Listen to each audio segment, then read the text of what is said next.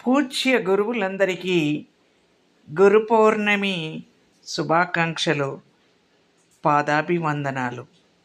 మన భారతీయ సంస్కృతిలో తల్లి తండ్రి తర్వాత అత్యున్నత స్థానాన్ని పొందిన వ్యక్తి గురువు.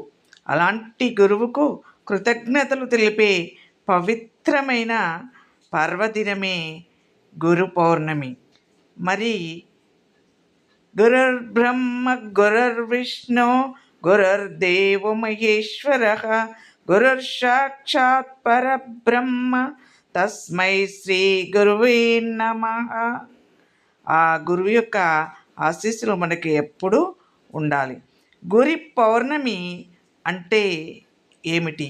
మరి దాని గురించి తెలుసుకుందాం. ఆషాఢ మాస పౌర్ణమి రోజున గురు పౌర్ణమిని జరుపుకుంటారు. ఈ రోజును వ్యాస పౌర్ణమి అని కూడా పిలుస్తారు. ఎందుకంటే వేదాలను విభజించి మహాభారతాన్ని రచించి 18 పురాణాలను అందించిన వేద వ్యాస మహర్షిని ఈ రోజున స్మరిస్తారు.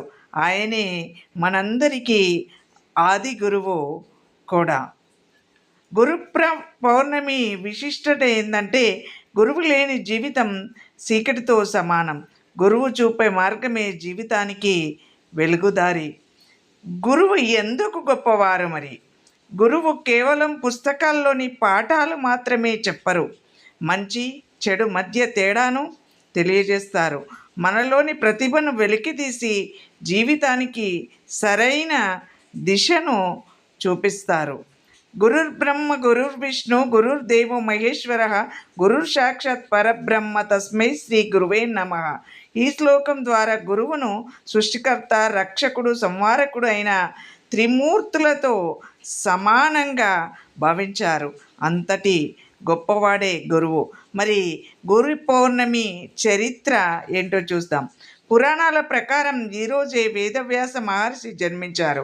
ఆయన వేదాలను 4 భాగాలుగా విభజించి ప్రజలకు సులభంగా అర్థమయ్యేలా చేశారు. అందుకే ఆయనను ఆది గురువుగా గౌరవిస్తారు.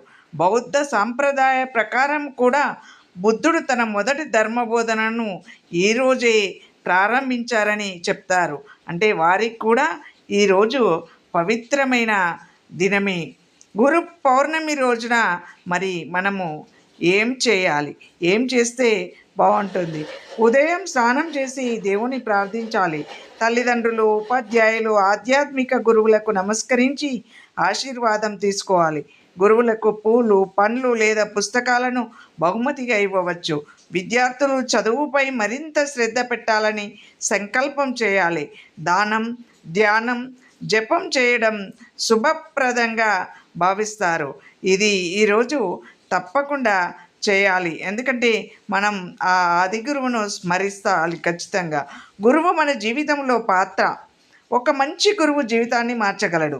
మనలో దాగి ఉన్న సామర్థ్యాన్ని గుర్తించి విజయపథములో నడిపిస్తాడు.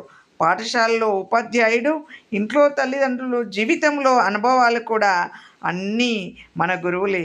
మరి వాటికి ఆది గురువు మన గురుడే కదా. ఖచ్చితంగా గురువును మనము గౌరవించాలి.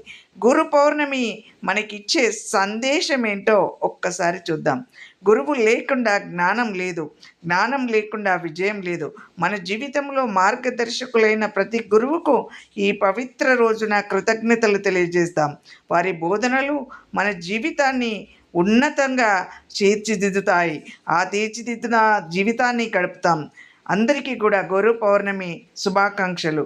గురువుల ఆశీస్సులతో జీవితంలో జ్ఞానం, విజయము, సుఖశాంతులు లభించాలి. ధన్యవాదాలు.